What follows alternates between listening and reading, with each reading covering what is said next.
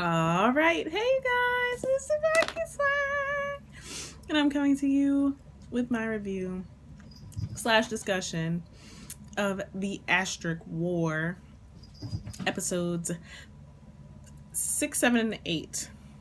As you can see, I'm hella behind, but that's okay though. At least I'm trying to make up for it, even though my cat is being an idiot, as you guys can probably hear. But this show as a whole is so fucking awesome. It is probably like one of the most, I won't say most watched, but like one of the fan favorites of the season is this show. And I can completely understand why, because just the whole story behind the show and the like the awesomeness that is Asterisk War, like just the thought of this show is freaking amazing. And I don't know why, but when I first saw the beginning of the show, it made me think of Terraformers. Like how Terraformers started when they showed the dude like fighting in the ring and he went like berserk and myrtleized the other dude. It reminded me of that when they showed Ayato's sister fighting in the ring. But this show, like I said, as a whole is freaking awesome. I love this show to pieces. Just the story about Ayato and him coming to the school to search for his sister and meeting Julius and seeing Seiya again after all these years and meeting Kieran and doing what he needs to do to get what he wants accomplished is freaking amazing. And I love Julius as a character. She's probably one of my favorites because she is so, like, she's so fucking OP, but she's introverted and she's very, very antisocial, but she opened up to Ayato. So that makes her awesome. I love Julius for that. I also love the fact that Seiya is so obvious about her feelings towards Ayato and the fact that she's trying to pretty much fight Julius for his affection. And this is another anime similar to like Testament of Sister New Devil or even like Strike the Blood or anything like that, where this is really freaking awesome guy and all these girls fawn over him and he never actually picks one. And this is also could be said for like Kieran, because Kieran, like, even in some of the episodes when he was fighting her, they both went the fuck off. Kieran is a force to be reckoned with, and the fact that she fights with an actual sword makes her even more fucking OP.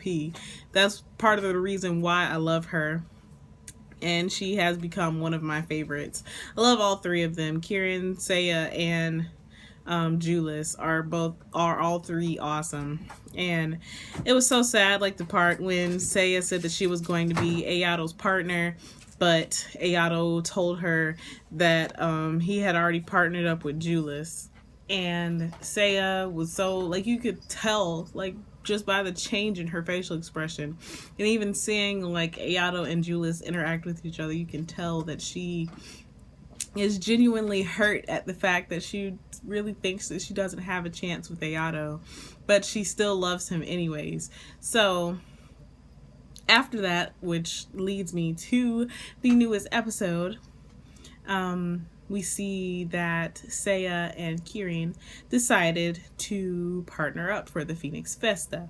And they look like they really are a force to be reckoned with. Not at the beginning, because at the beginning it was pretty bad and their compatibility was horrible.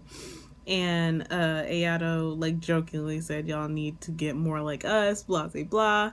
And they decided that they were going to skip training and they were going to go out and do some things together. So they went on some errands. Like Seiya got a gun for her father for his birthday, and then Kieran got Seiya to teach her how to swim because she can't swim.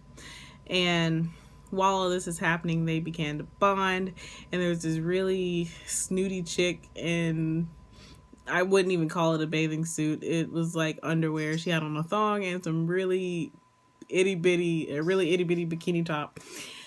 And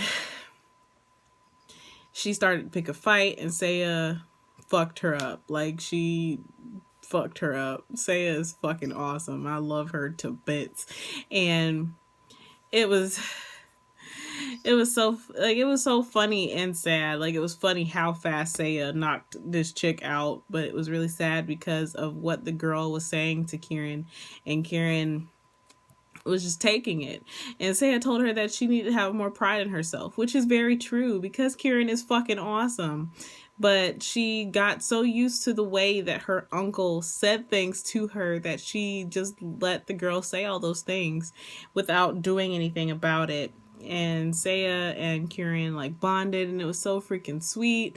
And I mean, this episode was freaking amazing, and I love the way it turned out. And then, like, after that one day of them just being with each other, and they fought again during practice, their compatibility was higher than Ayato and Julius's, and it gave me goosebumps, like, watching them fight. Like, I literally had goosebumps, like I have goosebumps now.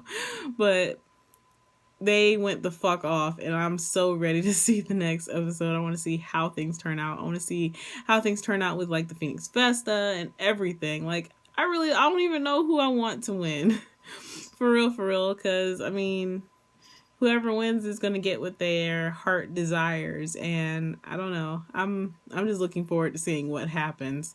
And I want to see what happens if Julius and Ayato have to fight Kieran and Seiya. So yeah, so as always, I would love to hear how you guys feel about this show. How do you feel about these episodes? How do you feel about the way things turned out? What do you think is going to happen? What do you think will happen if Julius and Ayato have to fight Seiya and Kieran? But anyways, so as always, please remember to comment, thumbs up, and subscribe. It helps me a whole lot. And this is TsubakiSwagg saying adios.